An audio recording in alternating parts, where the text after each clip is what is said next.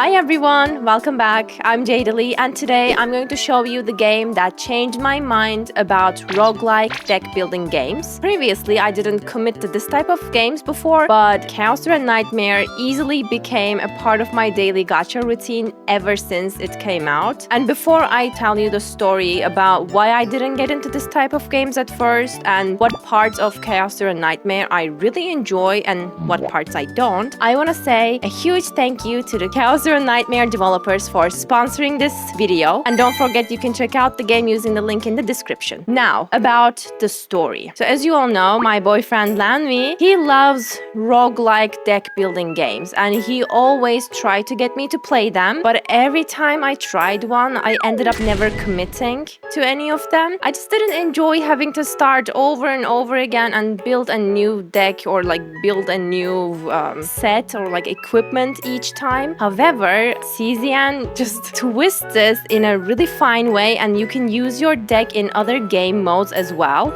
So it's actually, in my head, it always used to go to, oh, I did this, but now it's gone after that run ends. But with CZN, you can use that deck in other different game modes, so it becomes a bit more attainable to me. Let's jump into game so I can explain more and showcase everything. But before that, one quick disclaimer. This game has dark themes and some scary looking monsters, so the name Chaos and Nightmare really makes sense because of that. If you are sensitive to this kind of things, you can stop watching right here. Now let's jump into game, and firstly I'm gonna of course start with my favorite characters.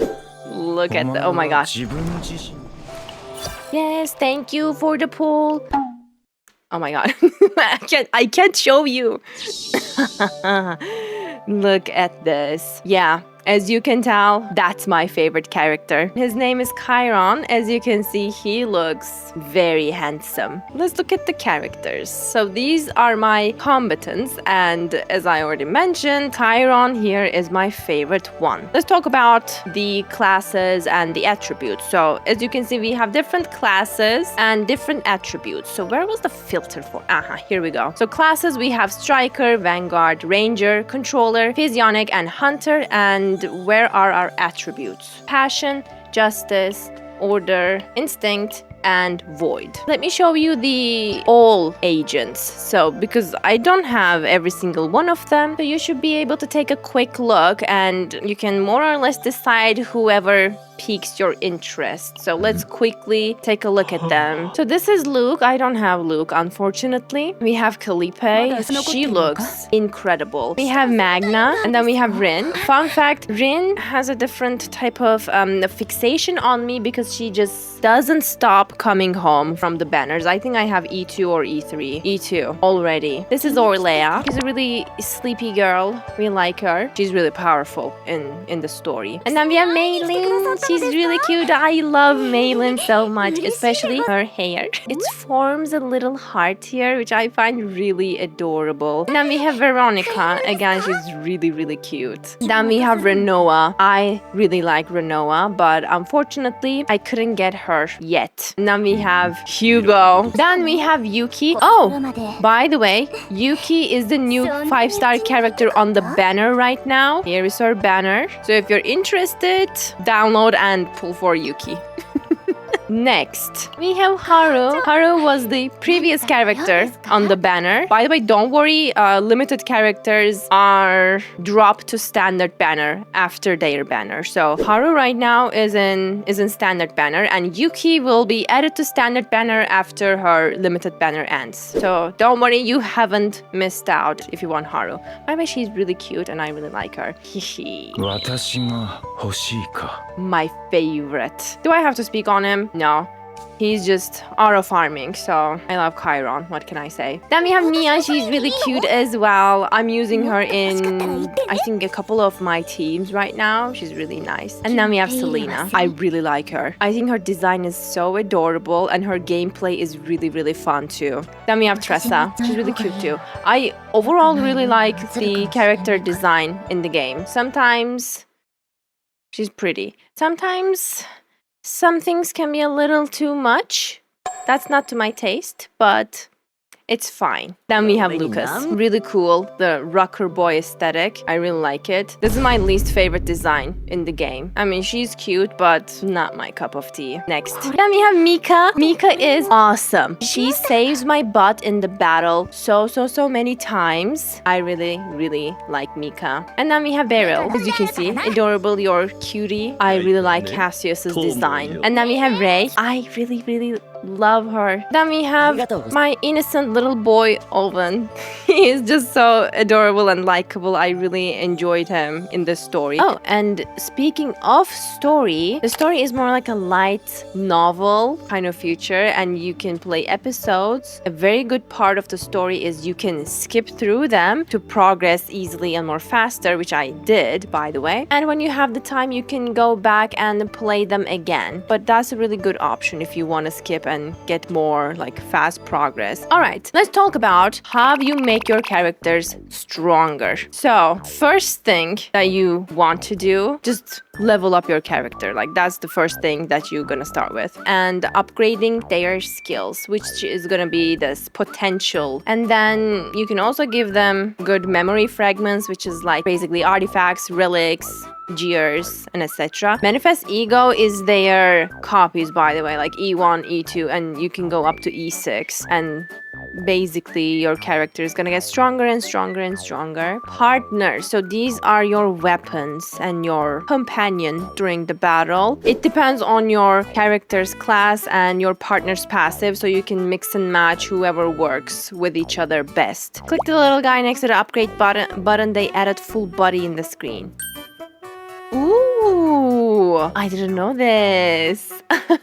That's a nice touch. There were so many people that were disappointed about the partners because some of the partners, they look really good. And when you see them first time, you think, I mean, they are really mistakable for playable characters. And people were like, oh, I really like this character, it's so cool. Oh wait, it's a partner. I think I had a partner like that. For example, her. Could easily be a playable character, but Nyx is a partner. Next, again, level them up, level their potentials up, and then give them good memory fragments. That's not all though, that's just the half of it. What is the remaining 50% of this? It's gonna be this, their save data. So again, the other half of your character's power come from building a good deck, and it's gonna be your save data right here. As you can see, this is their starting deck. This is like what you get at the beginning when you get a character or before you even level them up. The deck is definitely smaller and the save data is lower, and right now by playing you can unlock the cards like their true potentials. You can get your character various equipments to increase their power. So that's what the remaining 50% is, and I think this is the most fun part of the game, because if you want to get more save data, you're gonna have to go into chaos mode, which is the roguelike mode, and you basically play the chaos mode and build a stronger deck and get stronger equipments, and then you're gonna unlock your character's true potential by that. This game is so... No, listen. It's really not complicated. Look, basically, to get more save data, to increase the power of your character, all you have to do, you go to the chaos mode right here. We are going into this, for example. As you can see, they have all different attributes, so you can pick whichever you want. So since I'm gonna be playing with Chiron, I'm gonna pick the void one. We have some difficulties here. You're gonna unlock them as you play, but as you can see, the more difficult it is, the higher the tier of your save data is gonna be. Boom. If you want to increase it, there is this nightmare mode, which is gonna give you a 6th tier, but this is gonna be a more difficult version. And for the sake of it, we're just gonna make the normal version. Alright. One very cool thing about Chaos, you have no stamina limit. If you want to play 6, 5, 7, 8 hours of Chaos a day, you can do it. Because you're not limited to stamina, you can play Chaos as much as you want. And for sure I did that.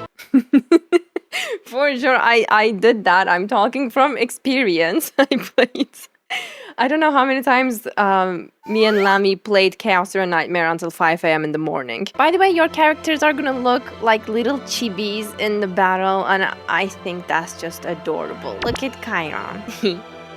They look so cute. All right, we are receiving something in the beginning. So equipment, again, this is the piece that you get from Chaos and you put it on your character to increase their strength. Who is gonna get that? Absolutely, Chiron is gonna get that. What you do in Chaos, by the way, matters. So you have to strategize your moves. This is your roadmap in this Chaos. These red marks, they are battle zones. These little bonfire places, they are your rest zones. You want to visit them by the end. If you plan to do a lot of battles, eventually you would want to rest, but if you get lucky, you can actually complete it without resting too.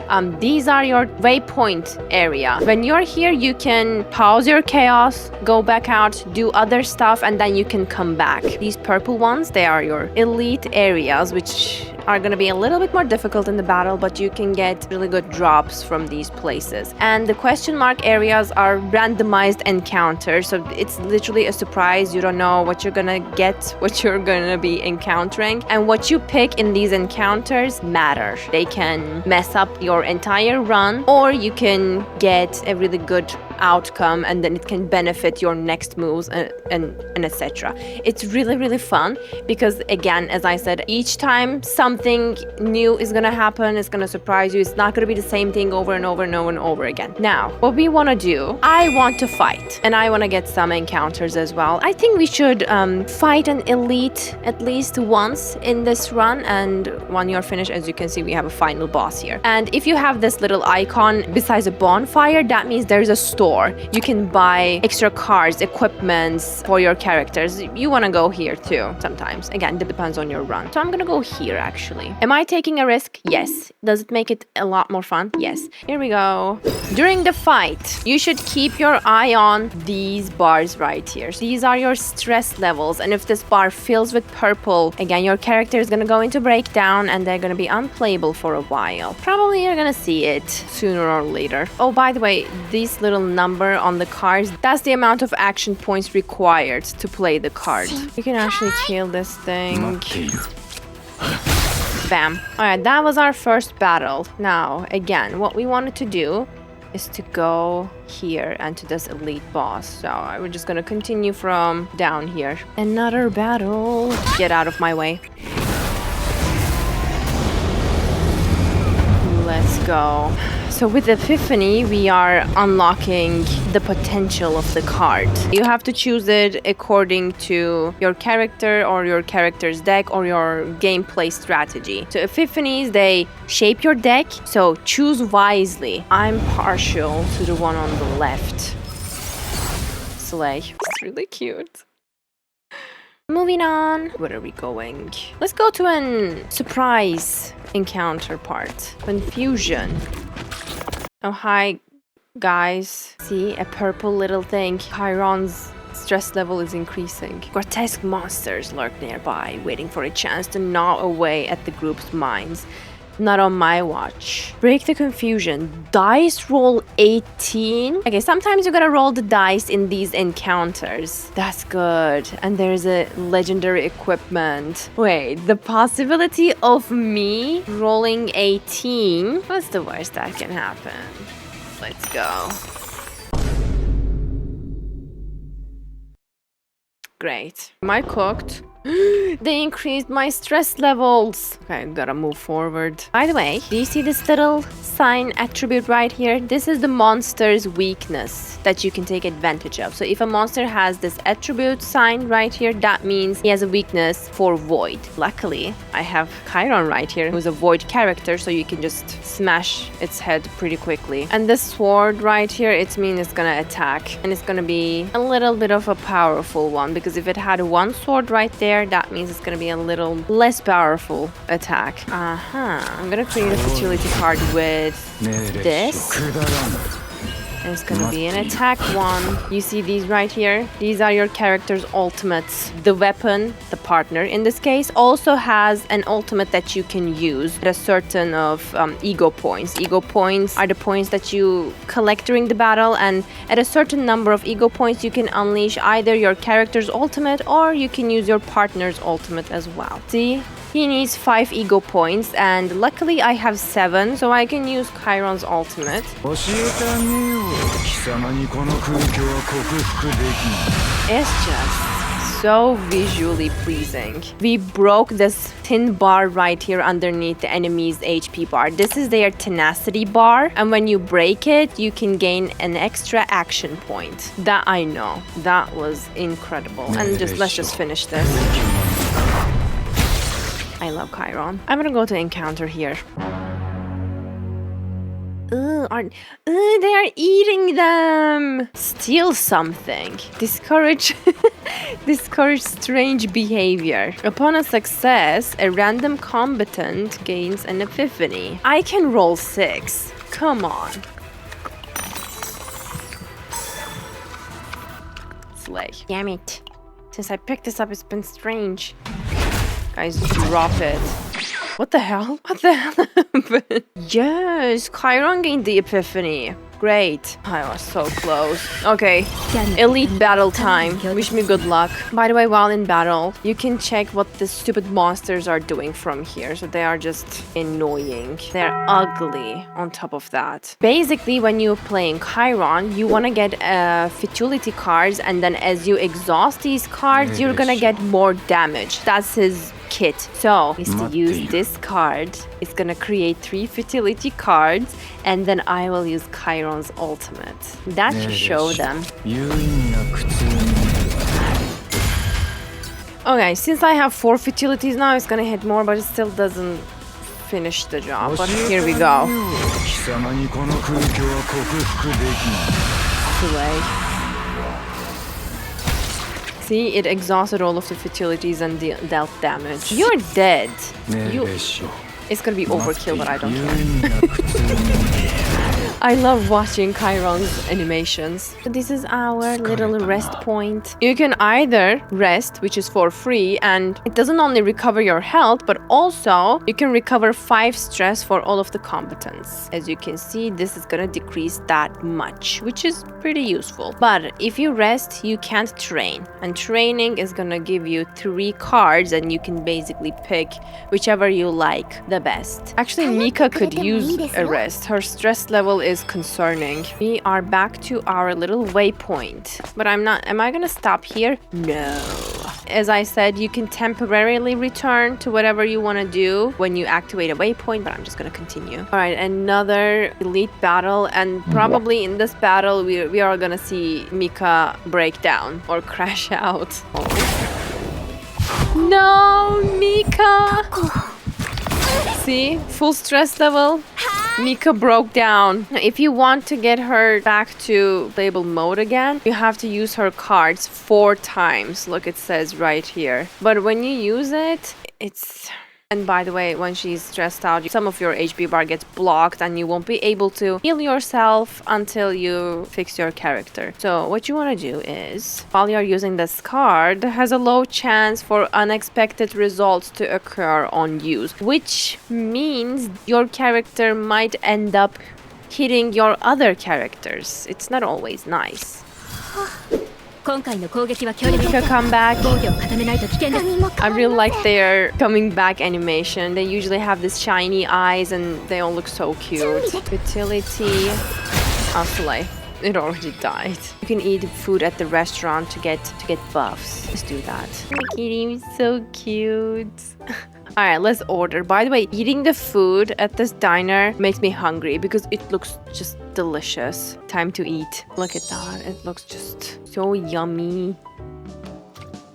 Yum. Eating sound is a little funny, but it's just so satisfying to watch. Applied upon entry into chaos 2 times, so it's gonna last for 2 chaos runs.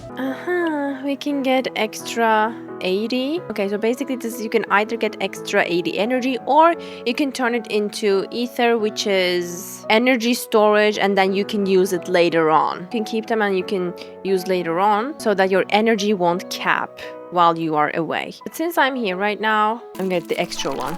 This always makes me crave coffee. Like, it's such an aesthetically pleasing little cutscene. By the way, you can increase your affinity with your characters if you hang out with them daily. I think I'm gonna hang out with Calipe. How many do I have of this? I have 4. Nice. But I always keep this just in case I lose data in the chaos, because this is the same currency that you use to recover your lost data. If you die in a chaos and by that time you have an amazing save data and you want to save it, you go to therapy and you save that save data by healing your character. Have you by chance ever lost companions before? See? You shortly can hang out with a character of your choice. You can give them like cakes and gifts, and that's also going to increase your affinity with them. Level 5.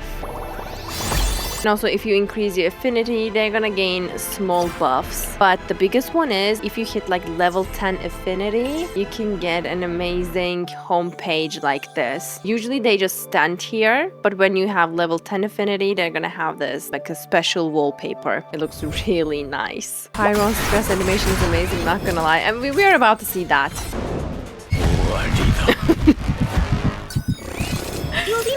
It's really good. It's okay. He hit Ray. He's back. His eyes are so pretty. One ego skill cost ultimate. Pure cinema. His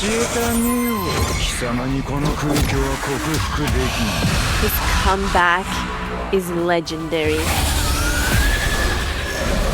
I love the poses they hit at the end. Since we finished the chaos run, you're gonna get data points. Therapy time. I need to fix them first. Again, after you finish a chaos run, you get these save data points, and these show how strong your deck is and how well it performed. You can use these decks you built in the chaos in other game modes as well, but since these are lower, I think I'm not gonna save them. When your characters go into breakdown mode, you gotta go to the center and you have to fix them and save that data that you collected from the chaos. So in this case, and look, as I told you, it's the same currency that you use to hang out to increase your affinity with the characters. So you want to do this when you have a higher save data than you already have to save it. But in this case, mine is lower, but still, just for the sake of showing you, I think I'm gonna do it. Propose a wager.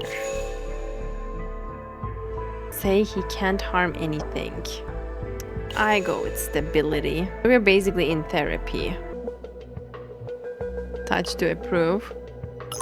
Anyways, as I said, you can use those save datas in any other game modes, which includes the story mode. Sometimes in the story mode, you have to do battles. We have a new end game mode. Here we go. This is like a seasonal chaos. And after season ends, the whole content here is gonna move to the regular chaos lineup. So you're not missing out on the story, or you're not missing out on its rewards. The only caveat of this mode is that sometimes these challenges require you to use the save data only that you earn from this specific chaos. So if you want to beat the bosses in this chaos, you have to earn save data in this chaos. So you won't be able to use your already earned save datas, but don't worry, you can still use the save data you earned in this mode in other gameplays. This is pretty new and it's a little bit of a late game mode. Even I didn't really locked into this. I just do the weekly and then get out. It's still a bit too early for me to get into this, but it's really fun and I think it's gonna keep the gameplay really fresh and dynamic. It's a really nice touch. Overall, I love this game, and if you enjoyed what you see, definitely download Chaos Through a Nightmare. You try it out. It's really awesome. And again, this is the game that made me warm up and play roguelike deck building games. Before this, I wasn't really into that type of games. Thanks to Chaos Through a Nightmare devs for sponsoring the video. I appreciate it so much. I hope you enjoyed the stream and the video. Bye bye.